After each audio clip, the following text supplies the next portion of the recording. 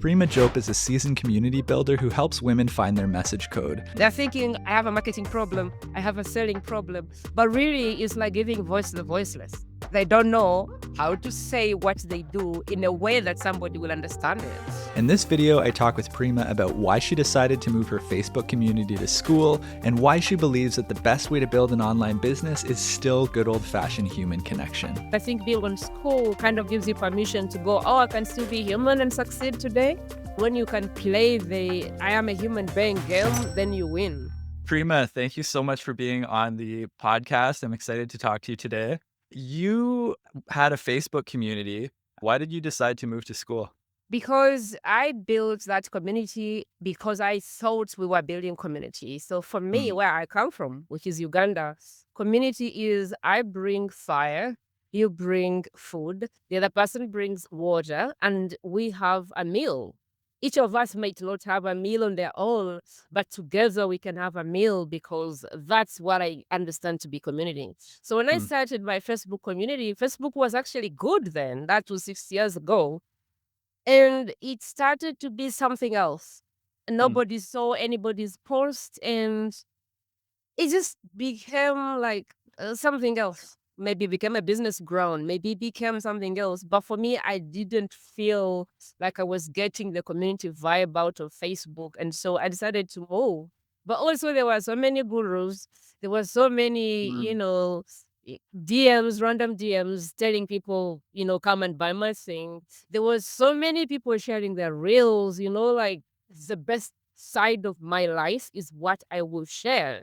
And Facebook became this place that I didn't want because I don't want to be in that world where everybody's showing their bright side. I don't know that that's how I want to be. And so I decided to move to community because I felt that Skool would provide a space where people could be, like being a real human being online. Yeah.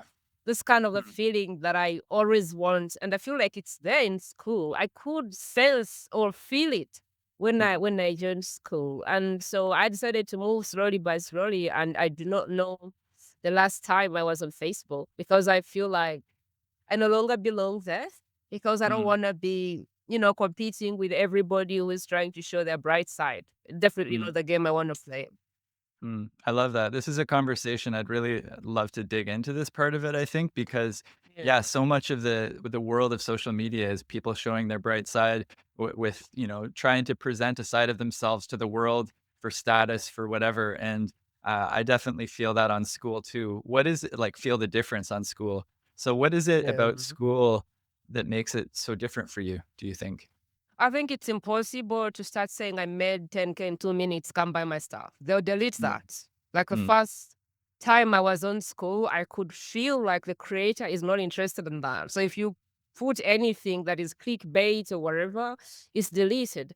And even when I message people on Skool, they are expecting real, genuine connection. It's like people expect it. So when I message somebody on Skool and they say, hey, I saw you had this question. I think I can help you. Would you like to jump on a call? They're like, sure. There's like trust. There's like real human beings. And when you can play the I am a human being game, then you win. On Facebook, though, when you message anybody, they're like very skeptical because I think there's a lot of spamming going on. There's a lot of people pretending to care and people are like, I don't know who to trust. I feel like there's diluted trust on Facebook and everybody's very skeptical because the last person they gave their attention sold them the next AI thing. And then they're like, okay, you know what? I don't even know anymore who to pay attention to. When I go on Skool, I find that it's like green pasture and people are like, we're here and we're hoping you're a human being and we're so open for that. So I like that openness because the way I do things is I invite people. And so that is cool to see because then I can help a lot more people because I have the intention to help anyway. So I find that that's very helpful for me. If I'm looking to help people and then everybody's like, oh, please don't pitch me. I'm like, no, this is not what we're doing. And I really feel like Skool has that. And because they're able to gather everyone, I think it amplifies the culture. And you just know you belong there. And it's super simple. It is superhuman. And in this world of AI and I don't know, automation, this AI crisis, Mm, everybody's like, oh my God, am I behind? And I think being on school kind of gives you permission to go, oh, I can still be human and succeed today. I think it's that feeling that I like because everybody's panicking about AI and how much of it they're not using. And I think school is that place where you feel like, oh, okay, I can still slow down and actually stay in business. I'm still mm, relevant. Being a human being is still celebrated. That's the feeling mm, I get on school. And that speaks to my soul because that's what I'm about. mm. I Must really come like that. from me coming from Africa and everything is just super hard. Don't be shocked when power goes because we're not guaranteed power. It's a struggle to get water. It's a Mm, struggle to get anything here. So I must come from that world of we're always like 10 steps back. mm, And so the global market is kind of for me like a shock. Like, why can't we slow down? Why can't we be human beings? Why do we have to do all the things and be all the things? Like I'm always like 10 steps back. And the school community kind of celebrates that instead of not celebrating that. So that's mm, why I really love the platform. mm. I really like what you said there about intention. I think that you're right. What I've noticed on a lot of other platforms is you'll just get messages from people who are Yeah. just aggressively trying to sell you things that you can kind of tell right away that the intention isn't right. And it's not to say that doesn't happen on School. Of course, it happens everywhere, but it's not wrong to try to help somebody. If you have a way of helping somebody and you want to offer it and it's genuine, then that's great, and it does seem to be happening a lot more in School. I think there will be people who want to pitch themselves, but generally there's a little bit more of people who want to genuinely connect and help Mm, than not. And I think the culture is so good at making sure it's like people are in and they have this, social media culture coming in and they're like, oh, okay, I guess I have to pause and understand. Like there's people in my community who come with this social media vibe and I delete their post. And I'm like, no, you can't do that here. And they're like, mm, "What? Who are you?" And I'm like, "Yeah, you can do that here. We'll actually delete your stuff." There's a lady, I deleted 5 of her posts, and she's like, "Okay, Prima, mm, respect. What should I do?" And we had to mm, sit down and talk about how to be a human being inside the community, and she was like, "Thank you so much. This is a mm, different place, and I'm paying attention." So I mm, think people appreciate that when you say, "No, you can't do that here," and they're mm, like, "Okay," maybe they may fight, but eventually they're like, "Oh, okay, I guess there's another way to do things around here." It's like when you enter a home and they're like, "Okay, this is how things run around here. You're not allowed to do just anything." So I mm. feel like it's that party which has like a bouncer at the gate, which feels really safe to be a part of. What strikes me about what you're saying right now is that you're really taking a teaching role there, and I think for me, sometimes the instinct is just to kick the person out. I'm kind of a fan of the tough love, like, I don't have time to just deal with that sometimes, but, to kick rather than kicking this person out, to delete their post 5 times and then have the conversation. How often do you do that kind of thing, like educating people about the space? All the time. So when I know my people are best kept secrets. They're doing their life's work. They're doing very important work Mm, and they want help putting their work out there. So kicking out a best kept secret is not really serving my mission because that's really why I'm here on this planet. So what I do, if somebody has a post that says, see me, buy from me, I'm cool, that social media vibe, I would yeah. delete it and send them a video. Hey, Mm, William, I've deleted your post and this is why I've deleted it. If you'd like to try again, this is how you can post. And I recreate it for them and say, this is the same thing, but this is written with community in mind because first and foremost, we're here to build community. I hope mm. you do amazing. And yeah, talk to you soon. Let me know if you have any questions. So if you're helping people build their business as well, right? So when you are coaching people on like how do you reach out to somebody in an authentic way, like how would you advise people connect and sell their services? There's a question that was inside the school community, and somebody asked that if you wanted to make 10K in the next, I don't know how long they had, what would you do? And I answered that question and I said, you can make money, but if you are making money on pressure, it's going to fail. Mm, So the first thing I would say is drop the pressure, drop the I want to make 10K in 10 days thing and go, I want to make money, but I don't have a deadline. mm, Remove the deadline. You want to make 7 figures, 6 figures, 1 figure, whatever. Just remove the deadline and say, I yeah. want to make $1,000 and I'm okay waiting for as long as it takes. Mm, And then what you want to do is think about what is. So a lot of people think I want a grand slam offer and I want an irresistible offer and I want a power offer. I don't know how many names are out there. A lot of people go there with offers. What I mm, like to do first is kind of think, what is the house on fire offer that I can have? What is the house that is on fire right now? Because people are paying every day for extinguishers. mm, So even before I go anywhere, I'm thinking, well, what's the house on fire thing right now for my people? hmm, So let's say, for example, somebody does healing work. You can try and educate people that they need healing, or you can go to somebody whose house is on fire because they haven't healed their trauma. You can mm, go to somebody who is seeing divorce papers on the paper, on the pen, on the table, and say, hey, I can solve your problem. Or you can go try and educate everybody who doesn't care about healing and try and tell them that they need to heal. The first thing right. I would do is kind of say, what's your house on fire? You help community builders. Oh, okay. So what's their house on fire? Engagement. People have Mm, crickets. They're paid $9 or $100 and they have crickets and they're like, do I kill this thing or do I build it or what do I do? I need a solution to mm, engagement. And when you look in the Skool community, they're writing posts about what do I do with engagement. Those are people saying, I have a problem. I'm looking for a solution yesterday. So I think the mm, first thing is, what is the problem that your audience needs solved like yesterday? mm. That is the first thing. I'm really curious, what's your house on fire? My house on fire is a message. So my people are best kept secrets Mm, and they have life, I kid you not, they have life altering work. When you join my community, there's women inside. And if I tell you the kind of work you do, you'll be like, what? But nobody mm, knows them because they don't know how to open their mouth and say, this is what I do, come buy it.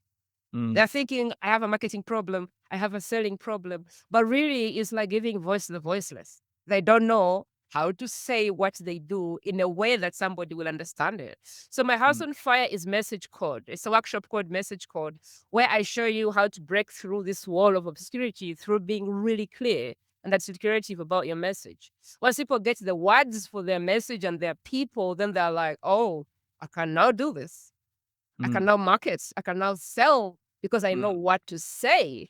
Because a lot of these people have work that you have to experience to even know what it's about.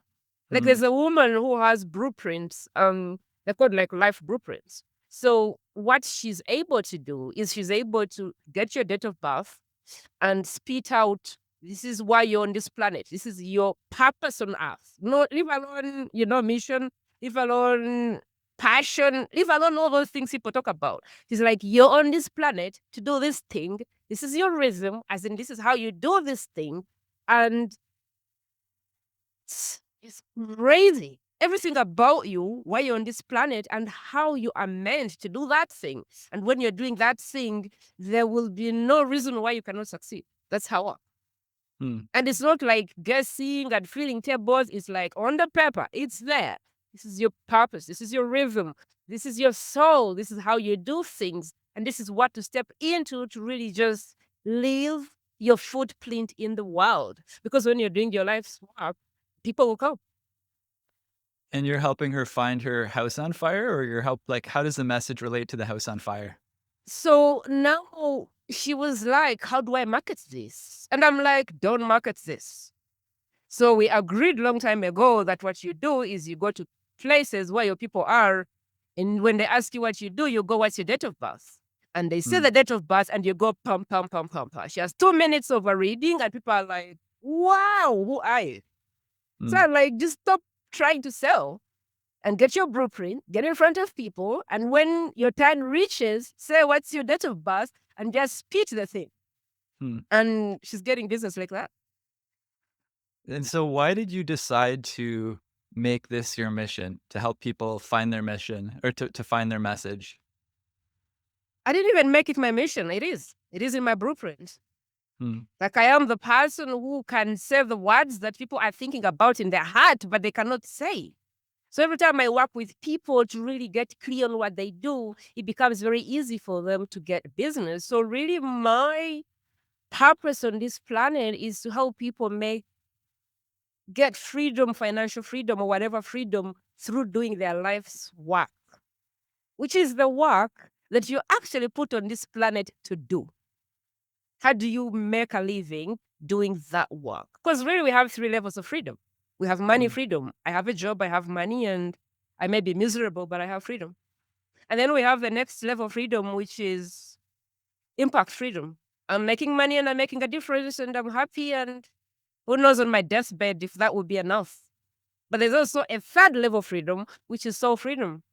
I am doing the work that I was created to do. And if I died tomorrow, I am good. mm, So this is my purpose. How do we actually get paid from doing our life's work? Because most people who are doing their life's work just cannot make sense of the business because they're not getting enough people to pay them. And they go back to the job or they go back to the next AI trend and they're miserable because their soul knows better. It knows what they're supposed to do and they're not doing it. mm. Do Yeah. you feel like you've always been on this path, like aligned with your purpose, or is this something that you discovered later on?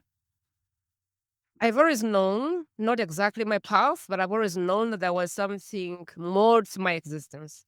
Because where I come from, there was nothing like this. I was born in a humble family in Uganda, and my dad literally gave me a code of to be successful, you need to study hard, be an engineer, a doctor, or a lawyer. And once you do these things, you get a good job and you will make a lot of money and you will find a good man and you get married and bam, bam, bam. That was his success. So I Mm, did that for 25 years. And something inside me just knew at a soul level that, you know what? This may be your dad's definition of success. It's not yours. You're not mm, here to do this. And I decided to just listen to it. And I left the job 10 years ago. I had no idea what I was going to do. I started selling clothing, like literally fabric. I did that for 4 years. COVID came and shut me down. And I was like, okay, now what? But I knew that I was supposed to do something like on a global level. I didn't always know what it was, but I knew that I was supposed to do something on a global level. So when COVID hit, then I was like, oh, okay, maybe now I can globally go someplace without going someplace. And so I mm, put my nose in it. And I think when you're really doing your life's work or your soul work, things just open up. Opportunities just open up, like things just open up in ways you do not expect. So this is another level of surrender that most people won't relate to, but things just kept coming in, coming in to this point. Like literally, resources will drop in, mentors will drop in, opportunities will drop in. Now you're dropping in. Who knows where this will end up? mm, Like things just keep dropping in to just help me because I'm on the right path, kind mm. of thing. Yeah. For somebody who's listening to this who feels like maybe they're stuck where they are and they're not on their right path, do you have any kind of advice for them? Yes, get your blueprint and understand why you're on this planet to begin with and what your vibration is and what you can be successful with. Because once you're doing the thing you're here to do, be effortless and it will succeed. And your soul will know because if I died tomorrow, I'm good. And Mm, so if you feel stuck, there could be many ways reason why you're stuck, but I think that one of the things why people get stuck is they're on the wrong path. It's like marrying the wrong person and trying to make them right. mm, Sometimes it's just not the right person. And then as much as you do everything, it's just not the right person. And so that marriage has a lifespan. So it's mm, the same. If you're in a job because you want to feed your family, at some point your soul will be like, are you sure? Are you sure you want to stay here? And you start mm, to feel miserable. When you come online and you jump on the next AI trend, your soul will be looking at you and going, really? What happens when that trend is gone? That is why people who follow trends, they follow this and follow this and follow this and follow this. And at the end, they're like, where am I going? mm, And when you're on your path, There's no shiny objects. There's no diluted focus. You're on your path and you're hammering until you hit the oil. There's no distraction. AI Prima what? Don't tell me AI stuff. I'm doing my work. I am on my track. I have all the focus to do this, and there's no distraction, there's no dilution. And when people listen or see that, they can feel it and it's attractive to them. So if you feel stuck or all over the place, get your blueprints. Even I don't do the blueprints, but I know somebody who does those blueprints, and really figure out, why are you on this planet? What is your vibration? What is the work that is placed on your purpose? And maybe start doing that instead, because that is given all the it's like VIP access to success. When you're doing the work that your creator, whatever you believe in, God, divine, source, universe, whatever you believe in, when you're doing that work, it's like you have an endless source of resources at your disposal. But when you're doing the wrong work, whatever you believe in is looking at you going, are you sure? Well, like, are you sure? Are you sure? You know? And if you feel stuck, just stop and go, okay, why am I here? And there's blueprints for that. Just message me and I'll connect you with the person who actually reads them. Get yours. Or maybe William needs to bring her here and interview her about those blueprints. Prima, it's been really nice speaking with you today. Thanks for having me, William. Really appreciate it.